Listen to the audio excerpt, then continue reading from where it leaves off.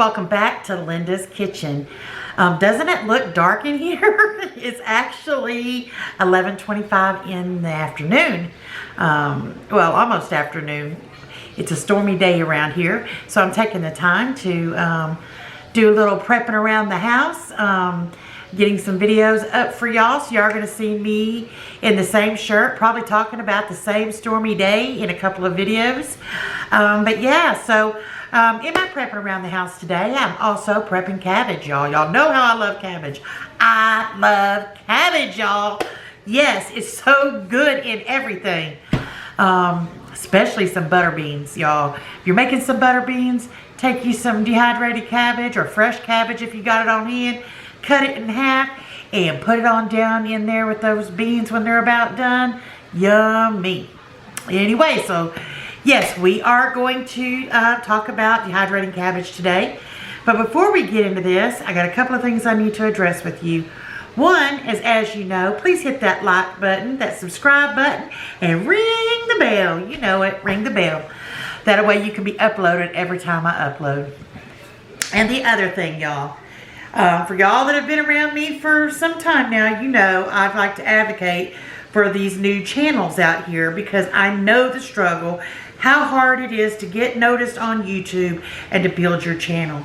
So I have a lady that I want to tell you about. Her name is Dolores.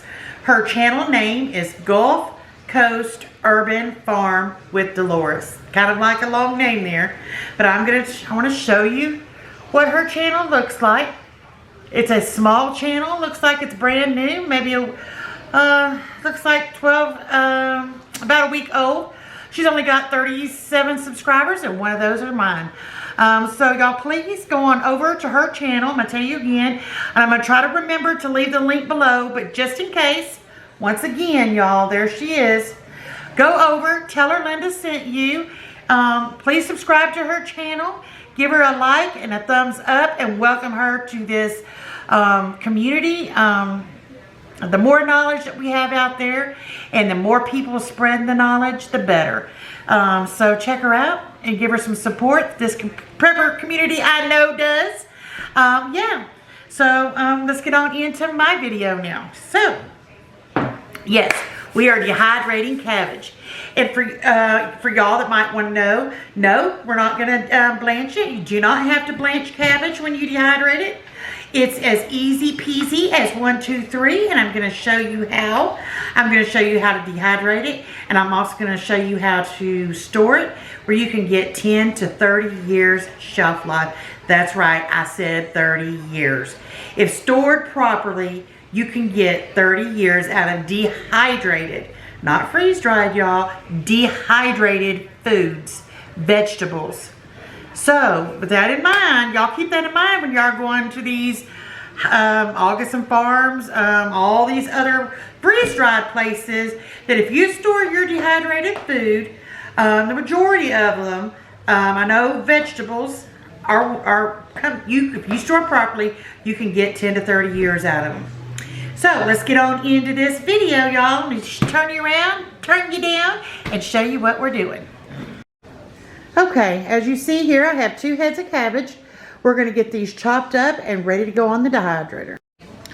All right, we're just going to tear off any pieces that don't look desirable. Get those off of here. I'm not really too picky about the undesirables, but there are some I like to cut off. Then we're going to cut off the end of our stalk there, and then we're going to cut it right in half.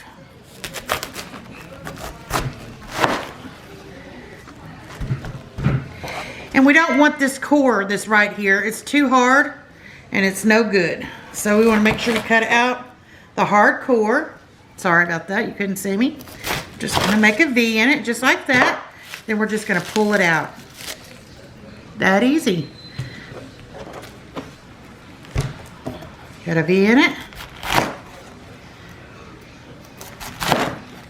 There you go. All right. Now, when you're cutting up your cabbage, there's no right or wrong way to do it. I wouldn't cut, you cut these in the way that you use them. If you use these in whole like leaves, you peel the leaves off. If you like small tiny pieces, you cut them small and tiny. If you like them chunky, we'll do chunky. But for me, this is how I usually do mine. I just make them like this. Not too thick, but not too skinny. Because when I eat a piece of cabbage, I want to know I'm eating a piece of cabbage. So I just cut it down like that, kind of like you would if you were slicing an onion, maybe a little bit thicker. Then I just dice it up. And I really don't care that if it's one's bigger than the other or what. So like I said, it's up to you how you want to put them on there and cut them up. All right, so this is how I'm going to get the rest of these cut up, and then I'll bring you back. All right, now I got all my cabbage cut up. I tried to separate it the best I could. Now we're going to get it on the dehydrator shelf. All right, so now what we're going to do is I'm just going to put a layer of the cabbage on the trays. I said shelf a few minutes ago, but I meant trays. Just put a layer. You don't want to put it too thick. The thicker you lay it, actually you can put it really as thick as the tray will allow you, but it will take so much longer to dehydrate the more you pile up on these trays. So you be the judge. Yeah. So there, I'm just going to put a layer on these and get another tray over here. We'll do another one. And it's this easy. Easy peasy, 1, 2, 3. Yeah. All right, I'm going to get the rest of these trays filled up and I will bring you back. All right, for those of you who might be curious of the dehydrator I'm using, this time I'm going to use the Garden Master by Nesco. It comes with 6 trays. I love it, but I love my, let me show you this one. This is my Nesco. This is my favorite. It's the plain Jane version, but I just love it. Just love it. It's the food and jerky dehydrator, and yeah. All right, so let's get back over here to the one I'm using. All right, so what I'm going to do is I'm going to set the temperature at 135 degrees. Fruits and vegetables. Then I'm going to hit the timer, and I'm going to go ahead and put it on there for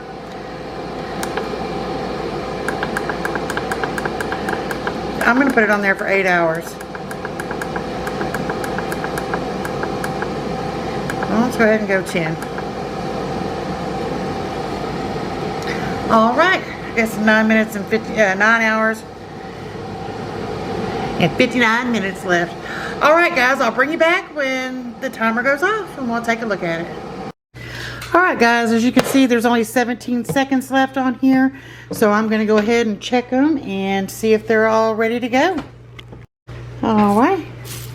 As you can see, they're all nice and crunchy and nice and dry.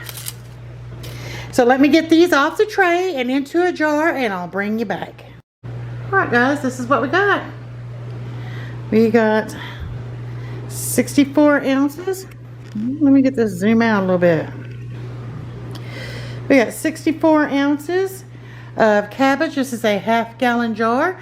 I shook it down and then pressed it down to get the last tray in there. So this is 2 large heads of cabbage in a half-gallon jar. Let me get you on a tripod so we can talk more long-term about it. All right, guys, now that we've got it in our jars, there's a couple of methods that we can use to extend the life of this for 10 plus years. If it's properly stored correctly in a cool, dry, dark place, then with oxygen, you can put oxygen absorbers in here and put on the lid, and that's one method.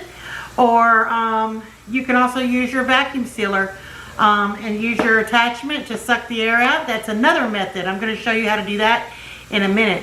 But if you store this in a cool, dry, dark place with oxygen absorbers, or if you remove the air out of the jar, these can last from 10 to 30 years.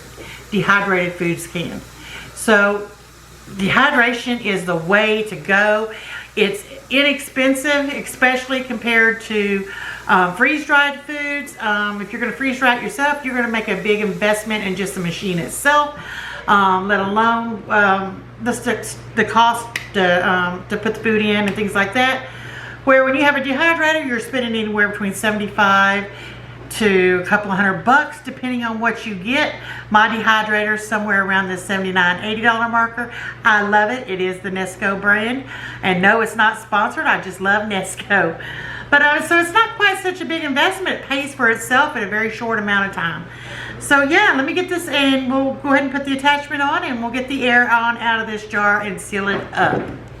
All right, y'all, that's it. That's all it takes to set your vegetables up and your dehydrated goods up for long-term storage.